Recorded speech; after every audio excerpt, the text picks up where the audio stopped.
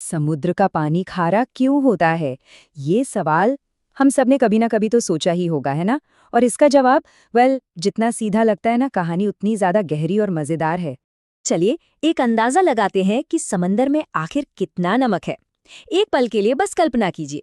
मान लेते हैं कि किसी तरह हम समंदर का सारा नमक बाहर निकाल लेते हैं और फिर उस पूरे नमक को धरती की सारी जमीन पर, हर एक महाद्वीप, हर एक कोने पर बराबर फैला देते हैं।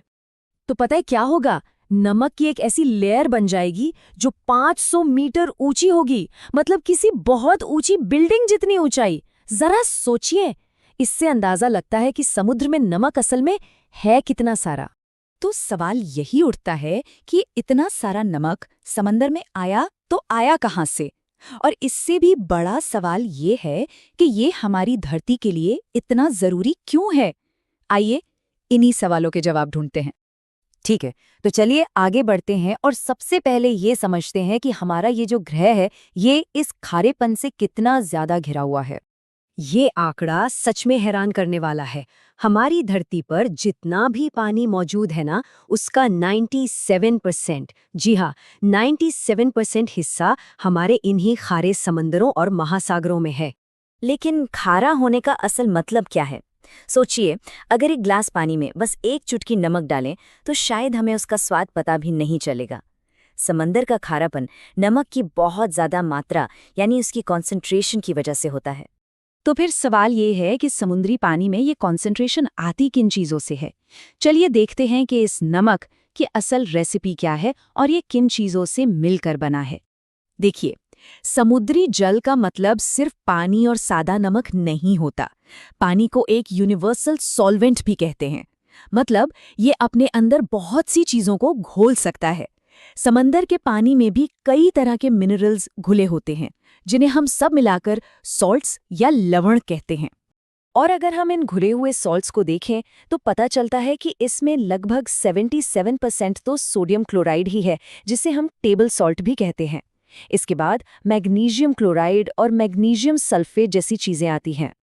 असल में तो सोडियम और क्लोराइड के आयन्स ही समंदर में घुले हुए सारे आयन्स का 85% हिस्सा है, और यही वजह है कि समंदर का पानी हमें इतना ज्यादा नमकीन लगता है। तो सबसे बड़ा सवाल, ये सारे आयन्स आखिर समंदर तक पहुंचे कैसे?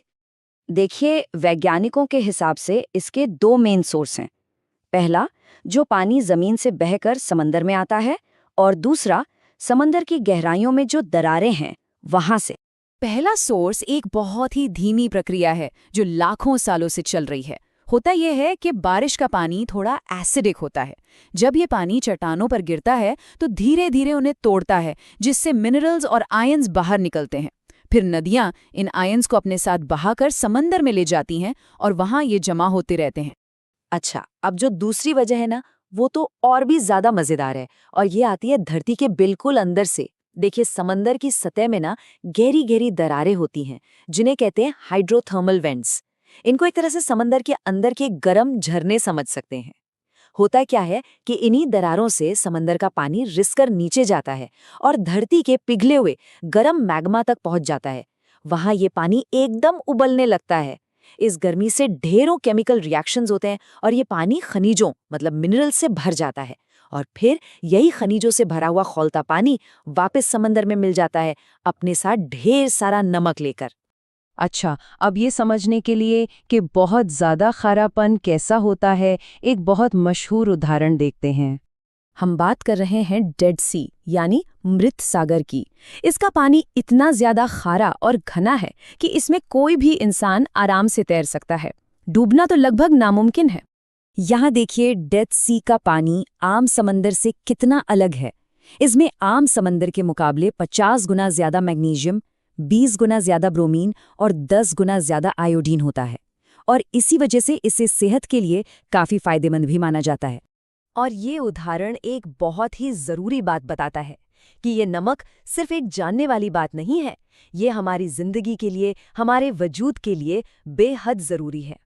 अब एक बहुत बड़ा सवाल, क्या होगा अगर समंदर का पानी मीठा हो जाए? क्या उससे कोई फर्क पड़ेगा?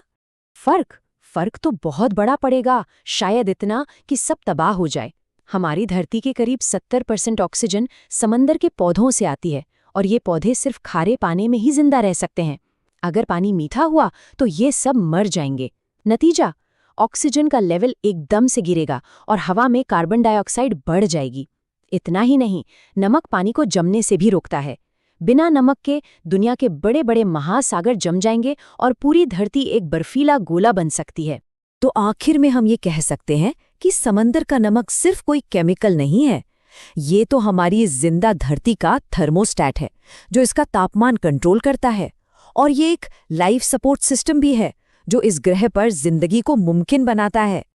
ऐसी ही साइंस और स्पेस की अद्भुत कहानियों के लिए अनफोल्ड दिस को सब्सक्राइब करें और इस ज्ञान यात्रा का हिस्सा बनें।